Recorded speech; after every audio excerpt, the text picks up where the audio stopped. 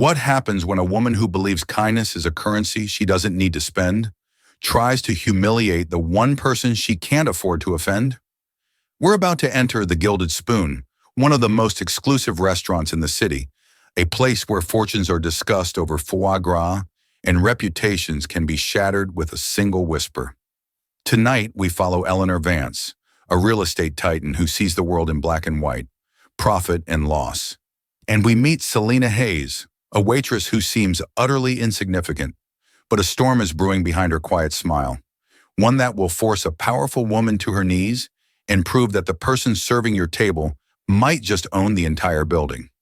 Stay with me, as this isn't just a story about a mistaken identity, it's about the staggering price of arrogance. Eleanor Vance did not believe in tipping. It wasn't a matter of stinginess. A woman who could acquire a landmark downtown property with a single phone call did not concern herself with pocket change. To her, it was a matter of principle. Excellence was the baseline expectation, not an act worthy of a bonus. The chef was paid to cook exquisitely. The host was paid to be welcoming, and the waitress was paid to deliver the food from the kitchen to the table. In the cold, hard ledger of her worldview, the transaction was complete the moment her credit card was approved. Anything more was a sentimental folly, a participation trophy for doing one's job.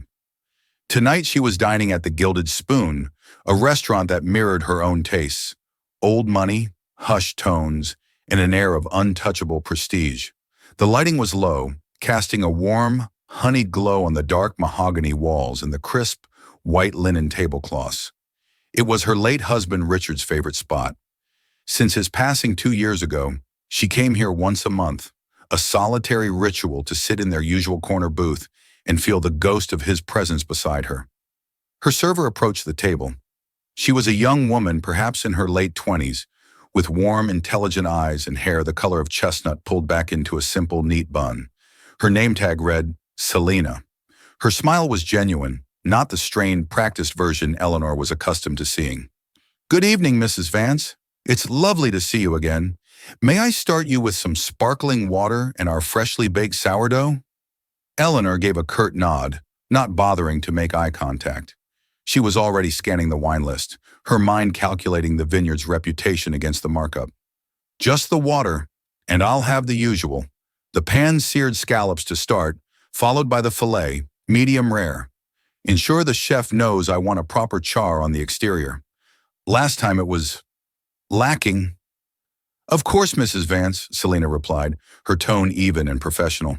She didn't flinch at the criticism, simply made a note in her small pad. "And for your wine?" "The 2015 Bordeaux, the Chateau Margaux," Eleanor stated, closing the menu with a snap. It was a 4-figure bottle, a price that would make most people gasp. For Eleanor, it was simply Tuesday. The meal proceeded with flawless efficiency. Selena was a phantom. Her water glass was never empty, her plates were cleared without a whisper, and her presence was felt only when needed. She was, by any objective measure, a perfect server. She anticipated Eleanor's need for a second napkin before Eleanor herself realized it. She paced the courses with the precision of a Swiss watch. She was attentive without being intrusive, a ghost of perfect service. When the check arrived, presented in a small leather folio, Eleanor barely glanced at it. She retrieved her sleek, black American Express card and placed it on top. Selena returned a moment later. "Thank you, Mrs. Vance. I've left the customer copy for you. Will there be anything else tonight?" Eleanor looked up, finally meeting the young woman's eyes. This was the moment. The lesson. She picked up the pen, drew a thick, deliberate line through the gratuity field, and signed her name with a flourish. She didn't write a zero. A zero was an acknowledgement. A line was a dismissal. It declared the very concept of a tip irrelevant. She pushed the folio back across the table, her gaze cold and steady. "That will be all.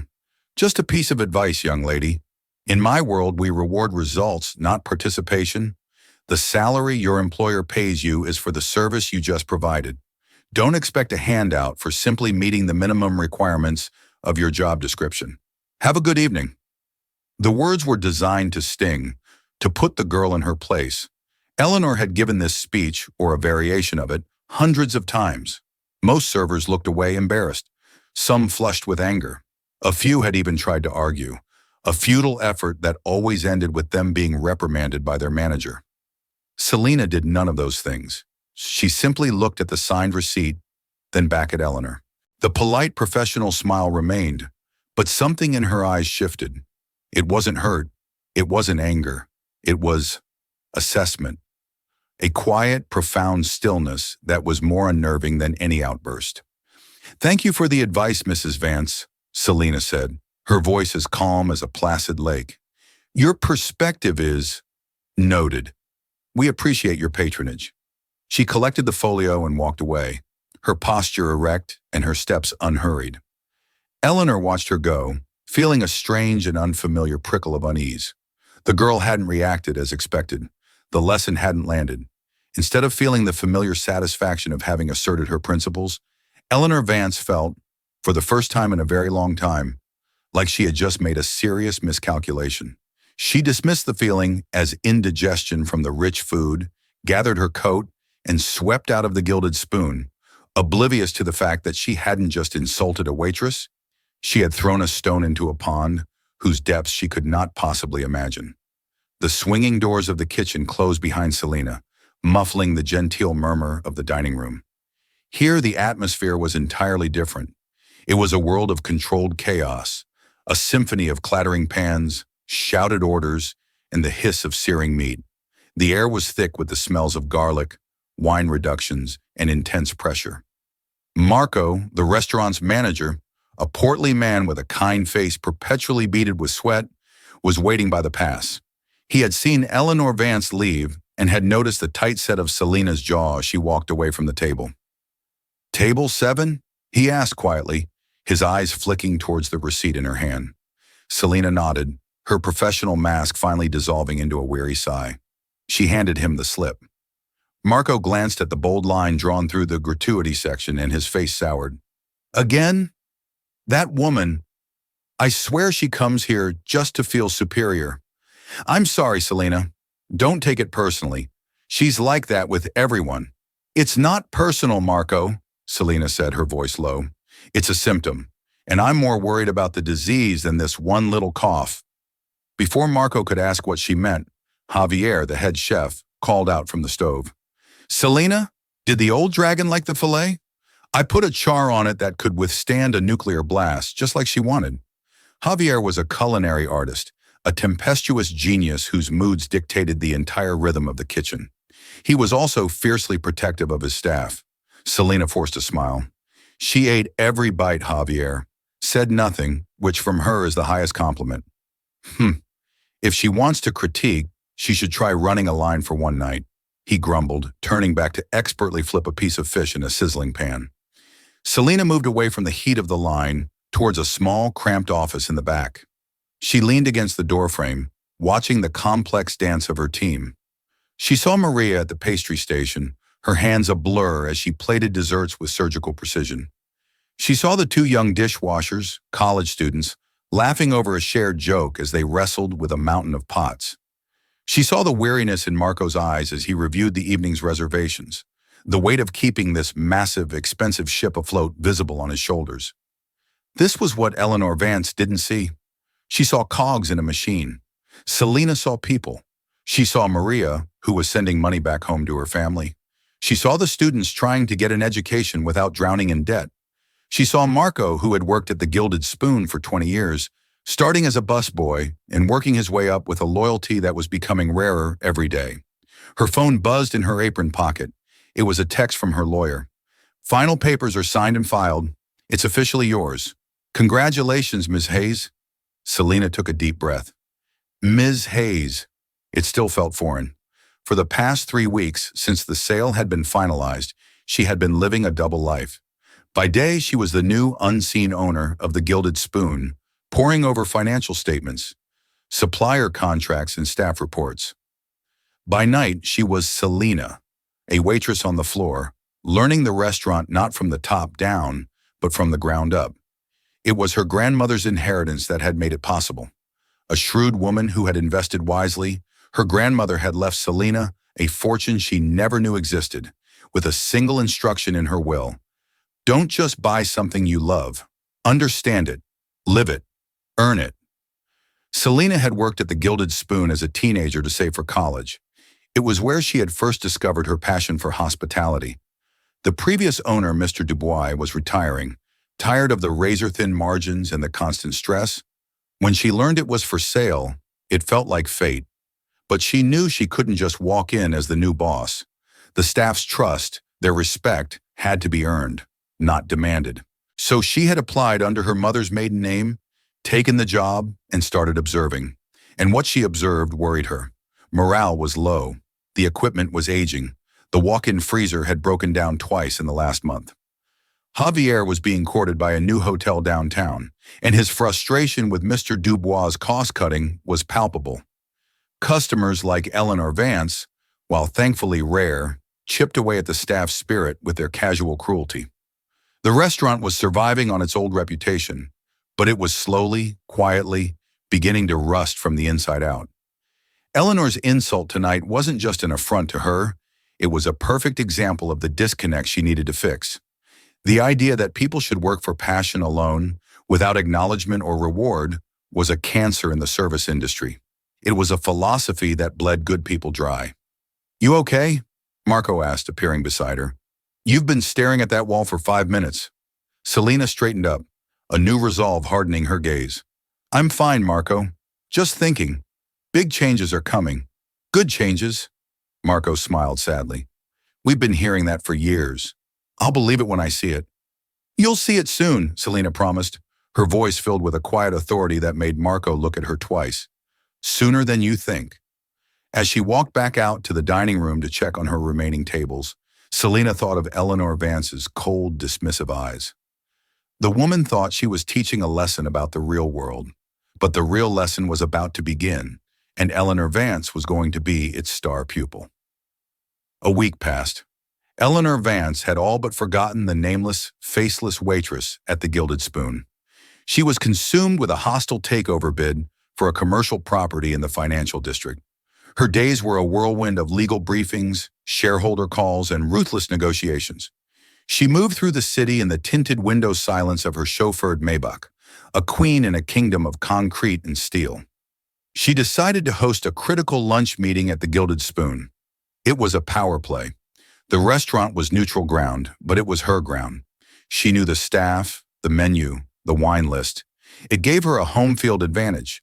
Her guests were two skeptical board members from the target company, Robert Miller and Annabelle Croft, both seasoned executives who were not easily impressed. They were seated at a large round table in the center of the dining room. As fate would have it, Selena was assigned their section. When she approached the table, a flicker of recognition crossed Eleanor's face, followed by a faint wave of annoyance. Of all the servers, it had to be this one. "Good afternoon, and welcome to the Gilded Spoon," Selena began, her address directed to the entire table, her voice poised and confident. "My name is Selena, and I'll be taking care of you today." Eleanor cut her off before she could continue.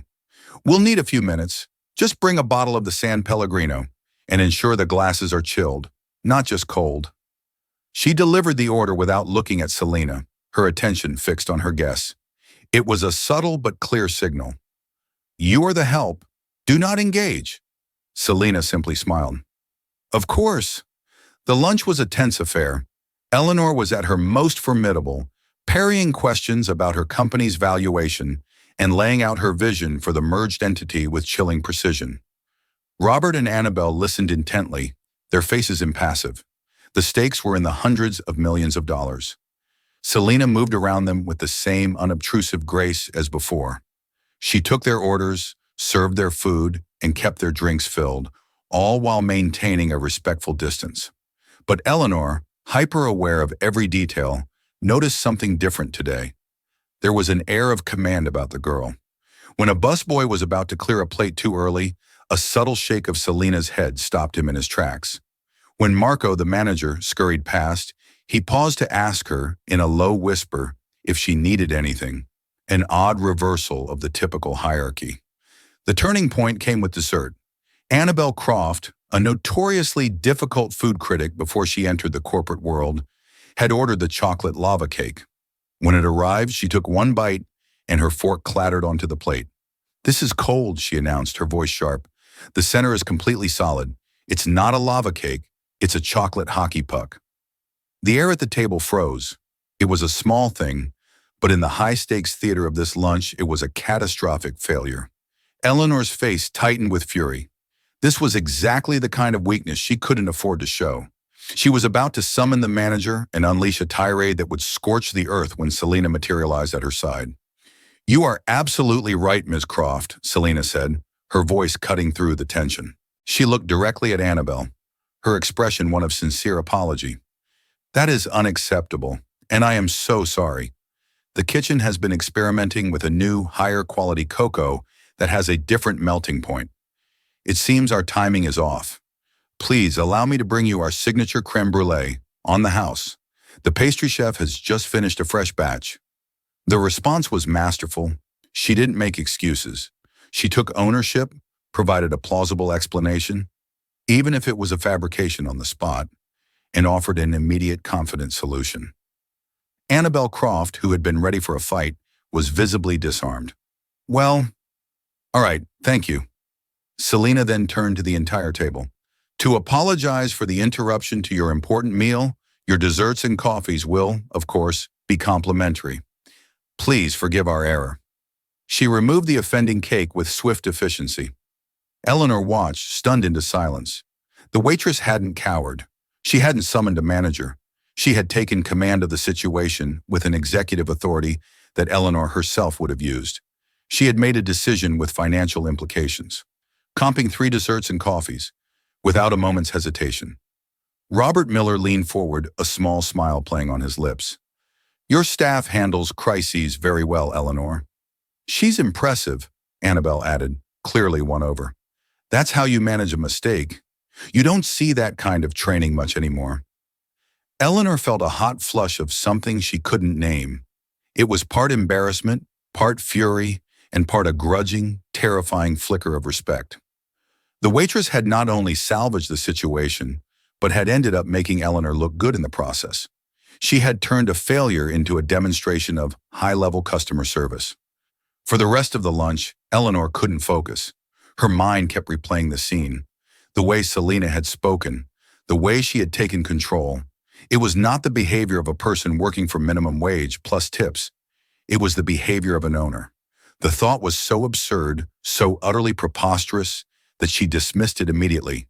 But it was a seed, and now that it was planted, it began to grow, burrowing into the bedrock of her certainty and creating the first tiny hairline crack in the facade of her world.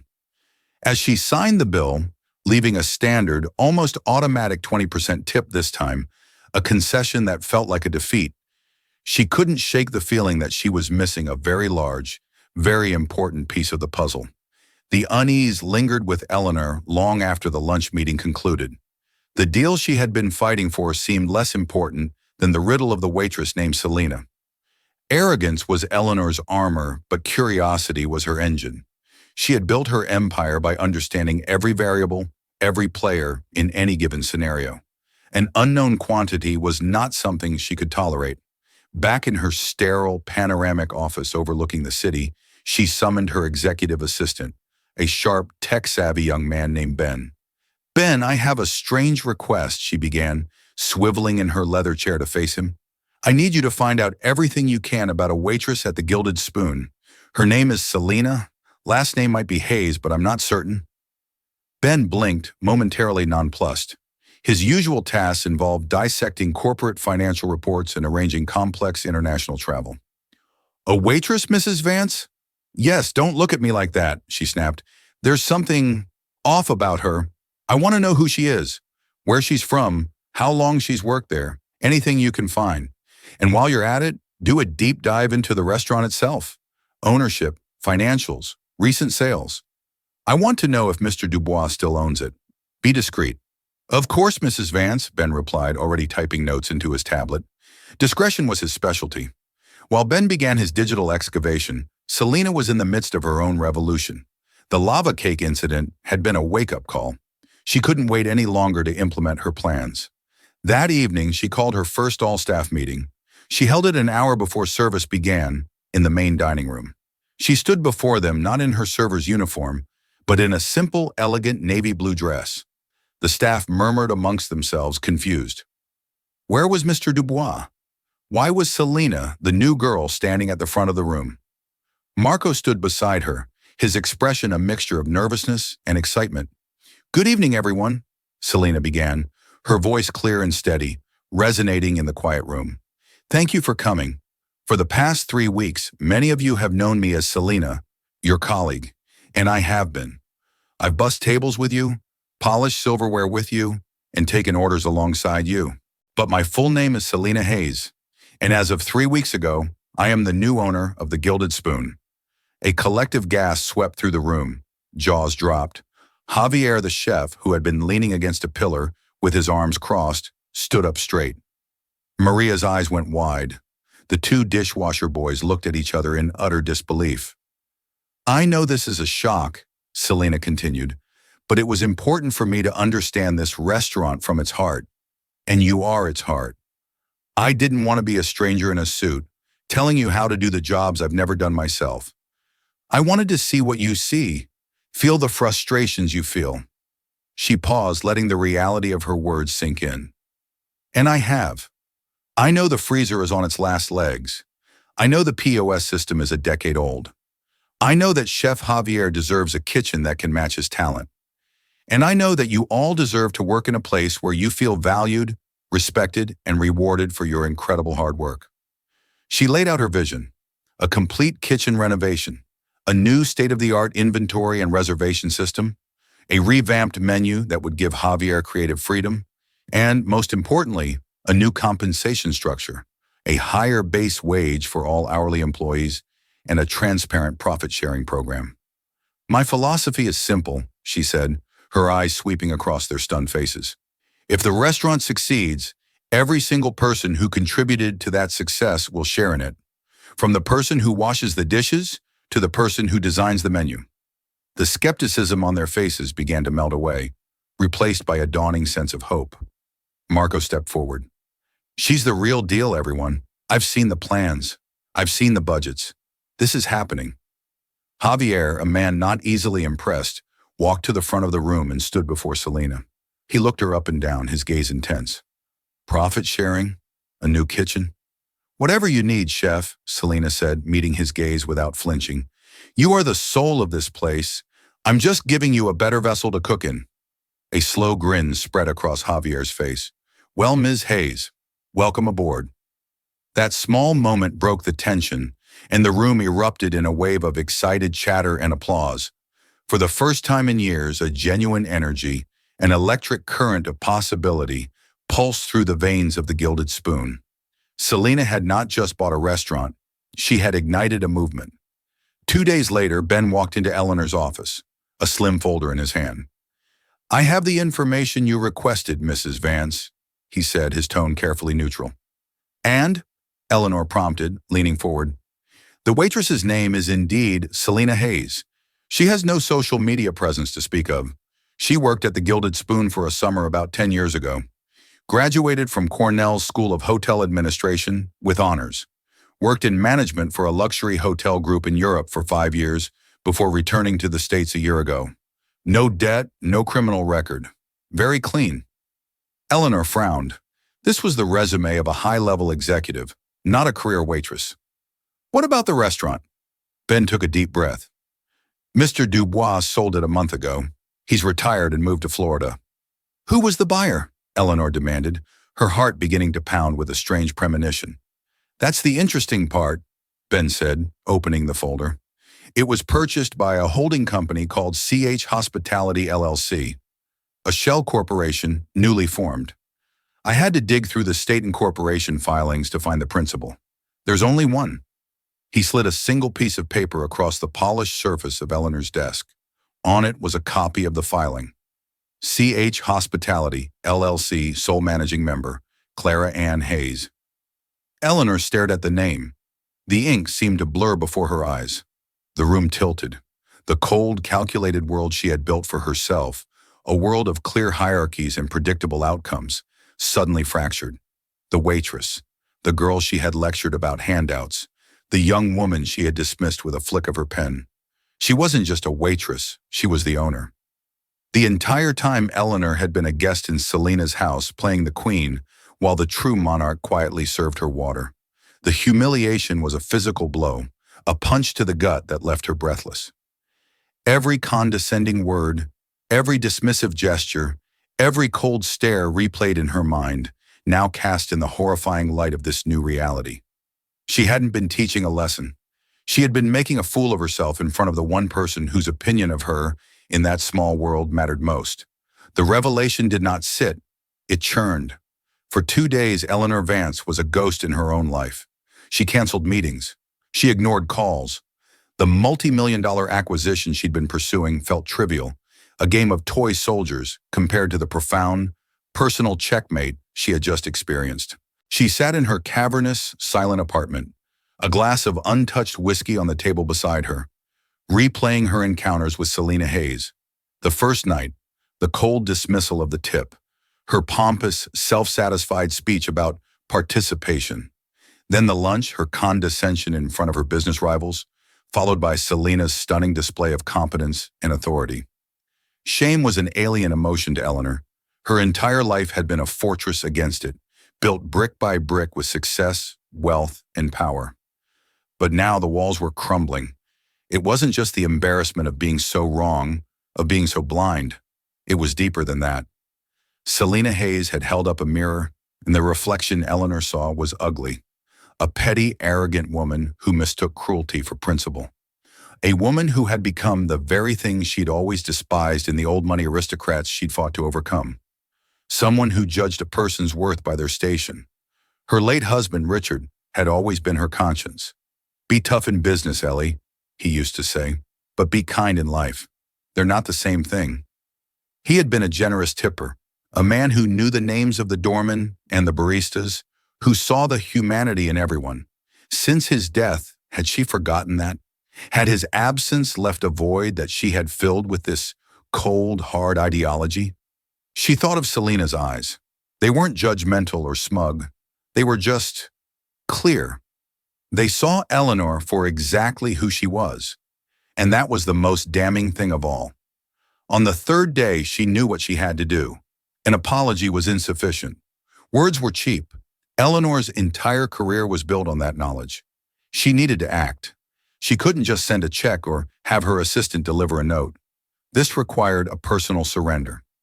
She dressed not in one of her usual severe, tailored power suits, but in a simple cashmere sweater and slacks. No chauffeur today.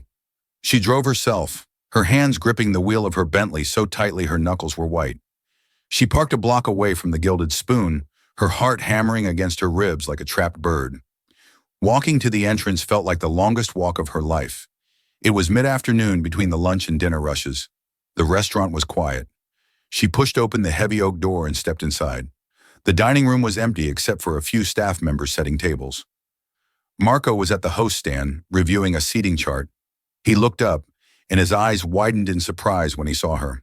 His expression was guarded, professional but cool. The news of the new owner was out. He knew. They all knew. "Mrs. Vance," he said, his tone formal, "we aren't open for dinner service for another 2 hours." "I'm not here to dine, Marco," Eleanor said, her voice softer than he had ever heard it. "I'm here to see Miss Hayes. Is she in?" The use of Ms. Hayes was not lost on him. Marco's posture relaxed slightly. "She's in the back office. I'll see if she's available." He disappeared through the kitchen doors. Eleanor was left standing alone in the center of the silent room, feeling exposed and out of place for the first time in her own sanctuary. She could hear the distant clatter of pots and the murmur of voices. Every second felt like an hour. Finally, Selena emerged. She was wearing simple black pants and a white blouse, a tablet in her hand. She looked every bit the part of the owner. She walked towards Eleanor, her expression unreadable, and stopped a few feet away. "Mrs. Vance," she said. Her voice was calm, neutral, not triumphant, not angry, just waiting. Eleanor's carefully rehearsed words evaporated. She was face to face with the young woman she had so casually demeaned, and the sheer force of her own folly was overwhelming. "Ms. Hayes," Eleanor began, her voice cracking slightly. She cleared her throat. I came here to apologize. What I said to you, how I treated you, there is no excuse. It was arrogant and it was cruel. I was wrong." Selena listened, her gaze steady. She gave a small, almost imperceptible nod. "I appreciate you coming to say that, Mrs. Vance." "No, I don't think you understand," Eleanor pressed on, feeling a desperate need to make her see the depth of her realization. "It wasn't just about a tip. It was about my entire philosophy. I've spent years. I thought I was holding people to a high standard, but I was just being a bully, hiding behind my own rules so I didn't have to see the person in front of me." She took a hesitant step closer. "I am a businesswoman, Ms. Hayes. I respect success. And what you've done here, going undercover, learning your own business from the ground up, it's brilliant. It's a strategy I would have used myself. You outplayed me. You earned my respect." It was the highest compliment Eleanor knew how to give. But Selena's expression didn't change. "My goal wasn't to earn your respect, Mrs. Vance," Selena said quietly, and her words were more cutting than any shout could have been. "It was to earn the respect of my staff. My goal was to build a place where people are treated with dignity, both the customers and the team that serves them. You were just a test case for a problem I need to solve." Eleanor flinched as if struck. A test case, an obstacle, insignificant. She had spent her life ensuring she was the most important person in every room, and in this one, she was merely a data point in someone else's success story. The humility was absolute. "Then let me help," Eleanor said, the words tumbling out, a desperate bid for relevance. "I have connections, suppliers, investors. I know the city's real estate market better than anyone. Whatever your plans are for this place, I can help you achieve them faster. Consider it a penance." For the first time, a flicker of something, was it amusement, danced in Selena's eyes. "Thank you for the offer, Mrs. Vance," she said, "but the gilded spoon isn't for sale, and its soul can't be bought. We'll build our future on our own terms." The rejection was polite, total, and complete. Eleanor Vance, the woman who could buy and sell half the city, had offered her power, and it had been gently, firmly refused. There was nothing left to say. She had apologized. She had been heard, and she had been dismissed. She was no longer the villain, but she wasn't the hero either. She was simply irrelevant. And for Eleanor, that was the most humbling experience of all. Eleanor left the gilded spoon feeling hollowed out. She had expected anger, perhaps a smug lecture, or even a grudging acceptance of her apology. She had not expected to be rendered so completely inconsequential. Selena Hayes didn't need her money, her connections, or her approval. It was a new and deeply unsettling feeling. Life, however, has a way of creating its own opportunities for redemption. A few weeks later, Eleanor was dining at a rival restaurant with a city councilman when she overheard a conversation at the next table. It was Javier, the brilliant, temperamental chef from the Gilded Spoon, in deep conversation with the owner of the new five-star hotel that had just opened downtown. The words state-of-the-art kitchen, head executive chef, and unlimited budget drifted across the space. A cold dread washed over Eleanor. She knew how critical a star chef was to a restaurant's identity. Losing Javier would be a devastating blow to Selena, perhaps even a fatal one, especially now, as she was trying to rebuild. Eleanor was faced with a choice. She could do nothing. It wasn't her problem. She could walk away and allow nature to take its course, proving that the restaurant business was as ruthless as she'd always believed. Or she could intervene, not for penance, not to gain favor, but because for the first time, she felt a genuine, unselfish impulse to help. It was the whisper of Richard's voice in her ear. Be kind in life. The next morning, she didn't call Selena. She knew the young woman's pride would never allow her to accept a direct handout. Instead, Eleanor went to work. She made a call to a friend who ran the largest restaurant supply company on the East Coast. She made another to a contractor who specialized in lightning-fast, high-end commercial kitchen renovations. She didn't ask for favors. She cashed in markers, pulled strings, and leveraged 2 decades of relentless networking. That afternoon, Selena was in her office, staring at two supplier quotes for a new industrial stove. Both were astronomically high, and the delivery timeline was 3 months out. The profit-sharing plan was a wonderful idea, but it meant nothing if the restaurant's core infrastructure failed. She was feeling the immense pressure of ownership, the weight of the payroll, the responsibility to the people who had put their faith in her. Marco knocked on the door, his face pale. "Selena, you need to see this." Selena followed him out into the dining room. Parked at the curb in front of the restaurant were two massive trucks from Atlantic Restaurant Outfitters. Men in overalls were already unloading gleaming, stainless steel equipment onto the sidewalk. A Vulcan range, a Sub-Zero freezer, a rational combi oven. It was the best of the best, a chef's fantasy kitchen being laid out on the pavement. A man in a crisp polo shirt holding a clipboard approached them. "Selena Hayes, I have a delivery and installation for you. Kitchen renovation package. We're scheduled to begin work tonight after closing. We'll be done in 72 hours. Selena was speechless. There must be a mistake. I didn't order any of this." "The invoice has been paid in full," the man said, showing her the paperwork. "The client is listed as a friend of the spoon, anonymous benefactor." Selena stared at the equipment, her mind racing. Who? How? It made no sense. Then she thought of one person, the only person with the resources and the audacity to do something like this. Eleanor Vance. Just then, Chef Javier walked in for his shift. He stopped dead, his eyes widening at the sight of the culinary hardware on the sidewalk. He looked at the new oven, then at Selena, then back at the oven. He was like a child on Christmas morning. Is that the new V200 series convection oven?" he asked, his voice filled with awe. "It is, Chef," Selena said, a slow smile spreading across her face as an idea began to form. "And it's all yours. Looks like our renovation just got moved up." Later that evening, Javier found Selena in her office. He held a crumpled piece of paper in his hand, a contract offer from the new hotel. "I was going to take it," he admitted, not meeting her eyes. "The kitchen here, it's a struggle. I love this place, these people, but a man has his limits." "I know, Javier, and I would never have blamed you," Selena said softly. He looked at her, his eyes shining with renewed passion. "This changes everything. A kitchen like that, it's a promise. It's respect. I'm not going anywhere, boss." He tore the contract in half and dropped it into her wastebasket. "Now let's go design a new menu worthy of that equipment." As he left, Selena picked up her phone.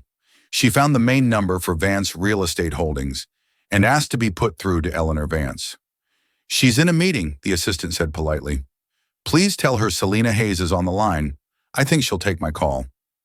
A moment later, Eleanor's crisp, guarded voice came through. "Ms. Hayes." "I'm not calling to thank you, Mrs. Vance," Selena said, getting straight to the point, "because officially, you had nothing to do with this." There was a pause on the other end of the line. "I'm not sure what you're referring to," Eleanor replied, her voice smooth as glass. "Of course not," Selena said, a hint of warmth in her tone. "But I am calling to let you know that Chef Javier is staying. He's already planning a new winter menu, and he wants to name a new dessert after his favorite piece of equipment. He's calling it the Anonymous Benefactor Chocolate Tart." For the first time, Selena heard a sound she never expected from the formidable Eleanor Vance. A soft, breathy chuckle. "That sounds decadent," Eleanor said. "It will be," Selena replied. "I'll save you a slice when you come in for dinner. Your usual table will be waiting." It wasn't an acceptance of a gift. It wasn't forgiveness. It was an invitation, a recognition of a shared victory. In that moment, the power dynamic between them shifted for the final time. They were no longer a customer and a waitress, or a tycoon and a new owner. They were two formidable women from different worlds and different generations who had finally found a common ground paved with mutual, hard-won respect. 3 months later, The Gilded Spoon was the talk of the town.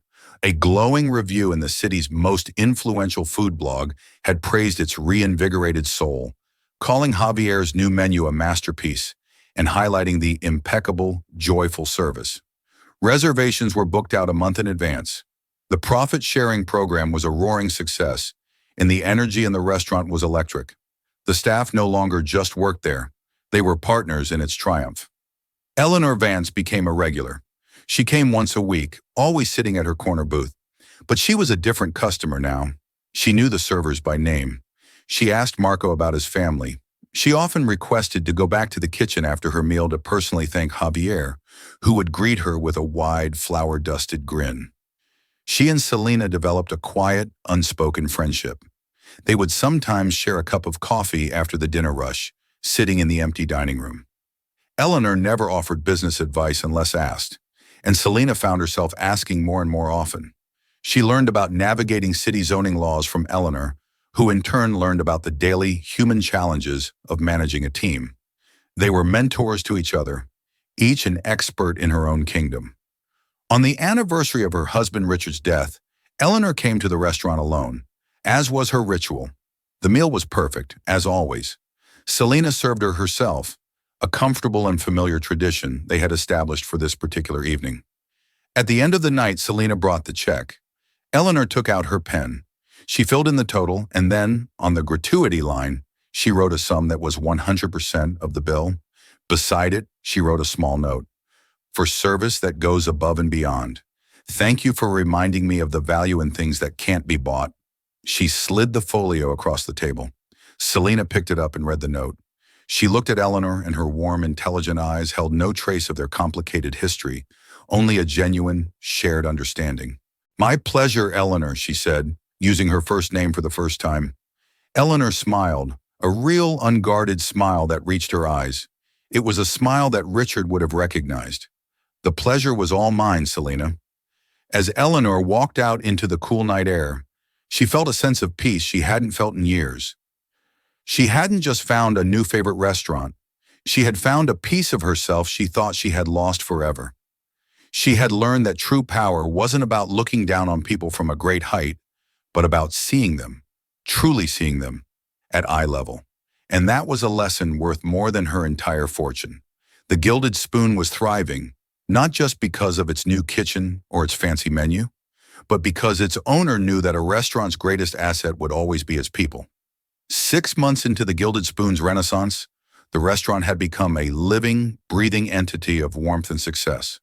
The quiet hum of contentment was its new soundtrack, a stark contrast to the stuffy silence of its past. Eleanor, now a fixture in her corner booth, found that her weekly dinners were less a ritual of remembrance for her late husband and more a celebration of her own rebirth. She had discovered a community in the most unlikely of places.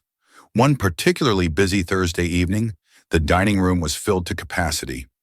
Eleanor was enjoying a quiet meal when the front door opened, admitting a man who seemed to suck the very warmth from the air. He was Jonas Croft, a notoriously ruthless corporate raider from New York, a man Eleanor knew well from her past life. He was a piranha in a bespoke suit, a man who saw the world as a series of assets to be stripped. He was in many ways a perfect mirror of who Eleanor used to be, but without an ounce of the class she had always striven for. His eyes scanned the room, and a predatory smile spread across his face when he spotted her. "Eleanor Vance, you old shark. I thought I smelled blood in the water," he boomed, striding over to her table uninvited. He slid into the seat opposite her, waving away the host who was rushing over. "Jonas," Eleanor said, her voice a cool note of displeasure. "What a surprise. I wasn't aware you were in town. Closing a deal, tearing down some historic relic to put up a glass monstrosity, the usual," he said with a dismissive wave. He snapped his fingers loudly in the air, a gesture that made Eleanor's spine stiffen. "Waiter, a whiskey, the most expensive one you have. Don't bother me with a menu." A young server named Leo, barely 20 and still new, hurried over, looking flustered by the summons. "Right away, sir. Would that be our 25-year Macallan?" Jonas scoffed. "Is that a real question? Just bring it." Leo scurried away and Jonas leaned in, his voice a conspiratorial whisper. "Place is packed. Must be doing something right. Though the help looks a little green." Eleanor felt a cold knot form in her stomach. Every condescending word, every impatient gesture was a ghost from her own past, rising to haunt her. She saw the scene through two sets of eyes, her own and what she imagined must be Selena's. From across the room, she saw Selena at the edge of the kitchen doorway, watching with a calm, observant stillness. Their eyes met for a fraction of a second, a silent exchange of understanding. The evening devolved into a masterclass of boorish behavior from Jonas. He sent back his steak, claiming it was 4 degrees past medium rare. He complained that the ambient music was plebeian. He treated Leo with a withering disdain that made the young man's hands tremble every time he approached the table.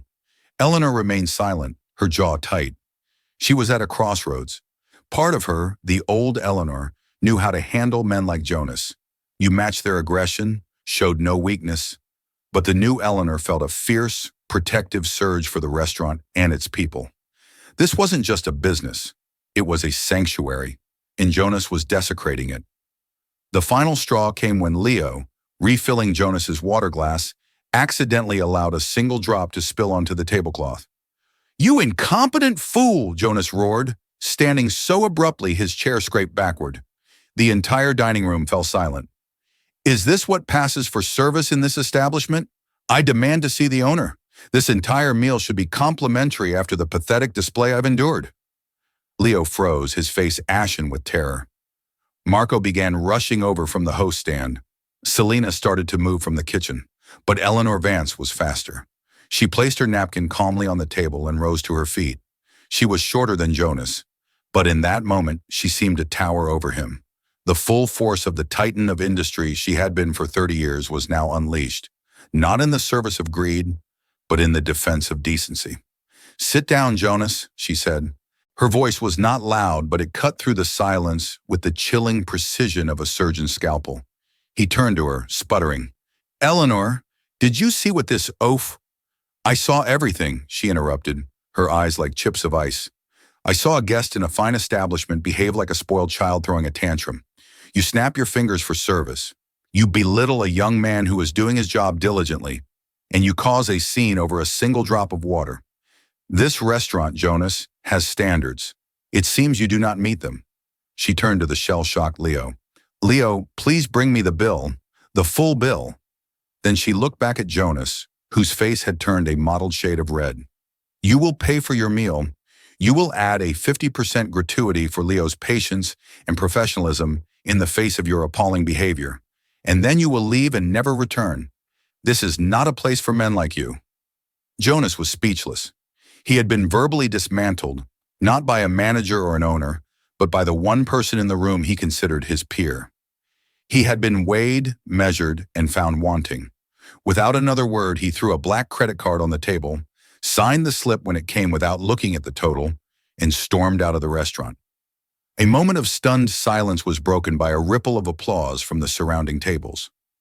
Leo looked at Eleanor, his eyes wide with a gratitude that was almost worshipful. Selena walked over to the table, a small, genuine smile on her face. "I was about to handle that," she said quietly. "I know," Eleanor replied, sitting back down, her composure absolute. "But some gates are best guarded by the dragon that used to live there." Selena nodded, her eyes full of a deep, abiding respect. In that moment, Eleanor's transformation was complete. She was no longer just a patron or even a benefactor. She was a protector. She was family. Eleanor Vance's story is a powerful reminder that we never truly know the journey of the person standing across from us. A uniform doesn't define a person's worth, and a job title doesn't tell their whole story. She thought she was teaching a simple waitress a lesson about the real world, but instead she received a masterclass in humility, respect, and the quiet strength of true leadership from Selena Hayes. Their journey shows us that it's never too late to unlearn our worst habits, to see the world through another's eyes, and to build bridges where we once built walls. It proves that the most valuable transactions in life have nothing to do with money, but everything to do with human connection. If this story of transformation and second chances resonated with you, please hit that like button to let us know. Share it with someone who appreciates a story about the hidden power in everyday people. And don't forget to subscribe and turn on notifications so you won't miss our next story that uncovers the extraordinary drama in ordinary lives. Thank you for listening.